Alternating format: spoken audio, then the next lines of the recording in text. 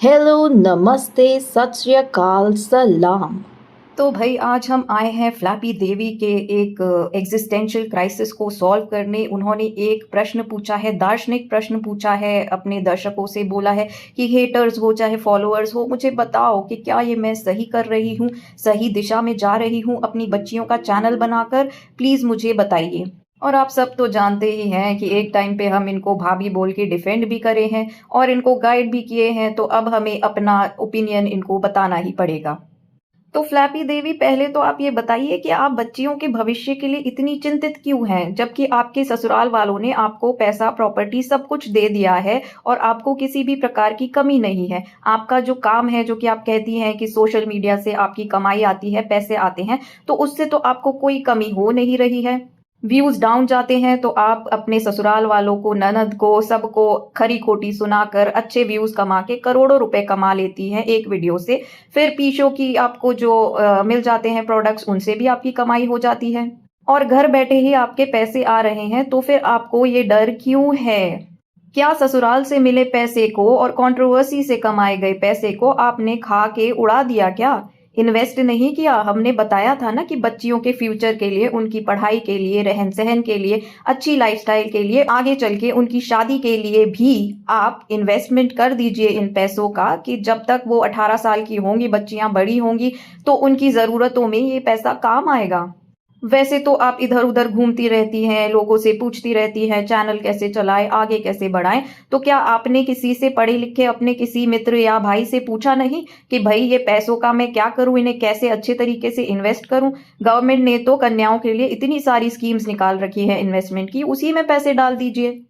क्योंकि फ्लैपी देवी, आप तो जानती ही हैं कि सोशल मीडिया की कमाई तो कोई कमाई है ही नहीं, आज है कल नहीं है।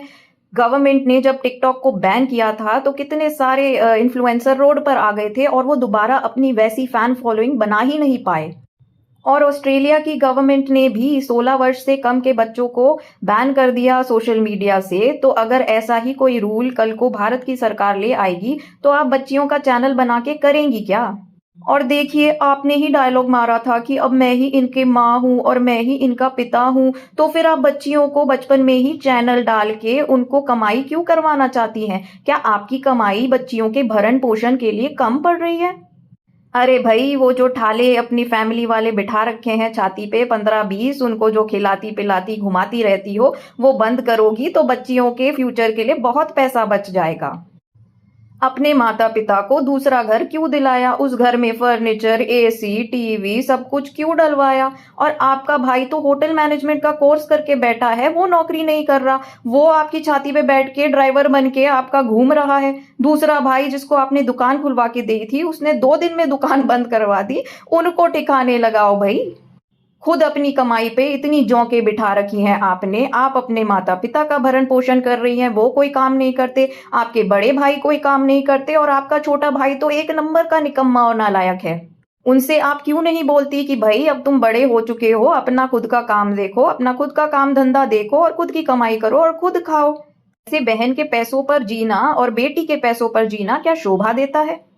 यहाँ तक कि आपके दोनों भाइयों ने व्लॉगिंग भी शुरू की थी, उनके चैनल इतने फ्लॉप हो गए क्योंकि जनता उनको देखना ही नहीं चाहती। छोटे भाई की तो ये हालत है कि उसको जनता देखती है तो देखते ही रोड पे पीट देती है।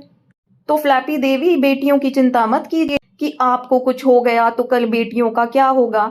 किसी अच्छे सीए को बुलाइए, उनके नाम पर पैसा इन्वेस्ट करिए और हाँ, एक पक्की विल भी बनवा लीजिए, क्योंकि समय का क्या भरोसा, कभी भी कुछ भी हो जाए तो आपके पैसे, आपकी प्रॉपर्टी किस तरह से बटेगी आपकी बच्चियों में, ये अभी से तय कर जाइए। इतना भयभीत है ना आप अपने लिए कि भाई कुछ भी हो गया तो बच्चियों का क्या होगा, तो एक प्रॉपर विल बना कर जाइए, क्योंकि ये जो जौक की तरह आपका मायका जो आपकी छाती पे पड़ा हुआ है, कल वो इन बच्चियों को भी एक्सप्लॉइट करेगा पैसे के लिए।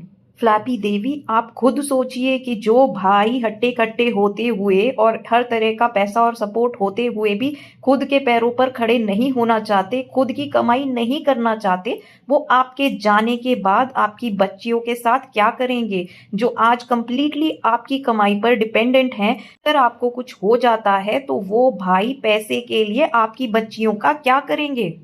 आपकी बच्चियों के भविष्य के दुश्मन तो आपके खुद के घर में बैठे हैं। जब उन्हें खिलाने के लिए और पालने पोसने के लिए आप नहीं रहेंगी, तो वो पैसे के लिए बच्चियों का क्या करेंगे? एक बार सोचकर देखिएगा। आपका तो एक जो है तुक्का लग गया था भई, आप में कोई टैलेंट तो था नहीं। आपका खुद का चैनल जो है 5 साल से बना हुआ है फ्लैपी गर्ल्स, और वो आज तक 2 मिलियन नहीं पहुंचा। तो आज आप बच्चियों का चैनल डालेंगी तो आपको कैसे लग रहा है कि वो जाके 10 मिलियन का हो जाएगा? और ये बच्ची को आप क्या संस्कार दे रही हैं? छोटी बच्ची को आज ये नहीं लगता कि मम्मी मैं पढ़ूंगी लिखूंगी, मैं 100 आउट ऑफ 100 मार्क्स लाऊंगी, मैं स्कूल में टॉप करूंगी, कुछ पढ़ लिख कर बड़ी बनूंगी। बच्ची को आपने अभी से संस्कार दे दिए कि 10 मिलियन का चैनल चाहिए। तो कृपया करके अपने गंदे संस्कार और अपने गंदे गोल्स अपनी बेटियों को न सिखाएं। आप खुद बोलती हैं कि आप बाहर जाएंगी, आपको नौकरी नहीं मिलेगी क्योंकि आप पढ़ी लिखी नहीं हैं। तो आप अपनी बेटियों के लिए ऐसा सेम भविष्य क्यों चाहती हैं कि बेटियां भी सोशल मीडिया की कमाई जो बिल्कुल भी स्टेबल नहीं है उस पे डिपेंडेंट हो जाएं आपकी बेटियां, और शायद व्यूज ना मिले तो कल को व्यूज के लिए कुछ गलत हरकतें करने लग जाएं। आप बेटियों का वाईटी चैनल डाल देंगी तो उससे उनका फ्यूचर कौन सा सिक्योर हो जाएगा? आपको कुछ हो गया तो बच्चियां कौन सा यूट्यूब चैनल चला लेंगी? कोई भी पासवर्ड लेके हैक कर लेगा, चैनल गायब हो जाएगा उनका, तो कोई रिश्तेदार ही लेकर भाग जाएगा, जैसे कि आप भागी हैं, है ना? आपने तो एक इंसान की, अपने पहले पति की इतने सालों की मेहनत और उनकी पहचान वाला चैनल भी एक दिन में गायब कर दिया। अब किसी को पता ही नहीं कि आपके पहले पति क्या करते थे, कितनी फैन फॉलोइंग थी उनकी और कितना बड़ा वाईटी चैनल था उनका। तो क्या आपको ये डर नहीं लगता कि आपके जाने के बाद आपकी बेटियों का वाईटी चैनल भी कोई लूट लेगा और मिटा देगा? तो फ्लैपी देवी, अपने ही कर्म और अपने ही कांड से सीख लीजिए। वाईटी चैनल डालने से बच्चियों का कुछ भला नहीं होने वाला। उनका भला होगा पढ़ाई लिखाई से, और उनका भला होगा आप जो सेविंग्स अभी करेंगी ना उनके नाम पर, उससे, और उनका भला होगा आपकी जो मायके की लीच फैमिली है उससे पीछा छुड़ाने से। वरना आपके जाने के बाद उनके मामा और उनके नाना नानी पता नहीं क्या हाल करेंगे उन बच्चियों का। और आज यहाँ पर आपके व्लॉग देखने कोई नहीं आता, आपके व्यूज डाउन हो जाते हैं तो आपको कंट्रोवर्सी करनी पड़ती है। आपको क्यों लगता है कि आपकी बेटियों के व्लॉग चलेंगे? उनको कोई क्यों देखेगा? आपके व्लॉग्स भी इसलिए चले थे क्योंकि आपके पति बहुत बड़े और बहुत फेमस यूट्यूबर थे। उनका चैनल एक ज्ञानवर्धक चैनल था जहां पर वो डॉग ट्रेनिंग दिखाते थे। तो जिसका खुद का सोशल मीडिया करियर खैरात पर चल रहा हो, सिंपैथी पर चल रहा हो, उसकी बेटियों को कौन ही देखेगा? ये भी जान लीजिए फ्लैपी जी कि जब तक आपकी बेटियां बड़ी होंगी तब तक तो व्लॉगिंग में इतना कंपटीशन हो जाएगा। आज बड़े बड़े आईएएस डॉक्टर्स और बड़े बड़े एक्टर्स व्लॉगिंग कर रहे हैं और लोग उनके व्लॉग देखते भी हैं क्योंकि उन्हें जानना होता है कि इनकी प्रोफेशनल लाइफ के बाद पर्सनल लाइफ कैसी होती है। वो इंटरेस्टिंग होता है देखने में। आपकी लाइफ में, आपकी बेटियों की लाइफ में ऐसा क्या है जो कि कोई देखना चाहेगा? सिंपैथी के पीछे लोग आपको कितना ही देखेंगे, कितनी ही व्यूज की भीख देंगे, अंत में तो टैलेंट और आपका इंटेलिजेंस ही काम आएगा कि आप में तो बिल्कुल नहीं है, और आप चाहती हैं कि आपकी बेटियां भी वैसी ही बन जाएं। तो भाई गवर्नमेंट कह रही है कि बेटी बचाओ बेटी पढ़ाओ, बेटी का बचपन वेस्ट मत करो सोशल मीडिया की नौटंकी में। क्योंकि आपको भी याद है कि जब आप कुंवारी थी, आप लाइकी ऐप पे जाती थी, तब तो आपको कोई फेम नहीं मिला, डांस करके भी फेम नहीं मिला। आपको फेम मिला जब आपकी शादी हुई और आपके पति एक मेहनत करके एक बहुत फेमस यूट्यूबर बने, और आपको व्यूज मिलते हैं सिंपैथी के। तो आपको क्या लगता है कि आपकी बेटियों को भी सिंपैथी के व्यूज मिले, वो सिंपैथी की भीख मांगे? आप ये चाहती हैं? तो फ्लैपी देवी, आप अच्छी बीवी, अच्छी बहू तो नहीं बन पाई, लेकिन अब एक अच्छी माँ बन जाइए, कुमाता मत बनिए। आपने खुद बताया है कि आपकी बेटी के पास टाइम नहीं रहता, वो सुबह से दिन तक स्कूल जाती है, उसके बाद रेस्ट करके उसकी ट्यूशन होती है, होमवर्क होता है, और फिर दिन खत्म हो जाता है। उसके छोटे कंधों पर आप रील बनाने का, कंटेंट बनाने का और पीशों के कपड़े बेचने का बोझ क्यों डालना चाहती हैं? उस बच्ची का बचपन क्यों छीनना चाहती हैं? क्या कमी है आप में जो आप उसको प्रोवाइड नहीं करवा पा रही कि बच्ची अभी से कमाना शुरू कर दे? और भाई जितने आपके सपोर्टर्स हैं जो बच्चियों को प्यार करते हैं, वो आपके व्लॉग में ही बच्चियों को देखकर खुश हो जाते हैं। और पीछों के कपड़े तो आप बच्चियों से अभी भी बिकवा ही रही हैं ना, कमा ही रही हैं। एक अलग चैनल बनाने से क्या ही हो जाएगा?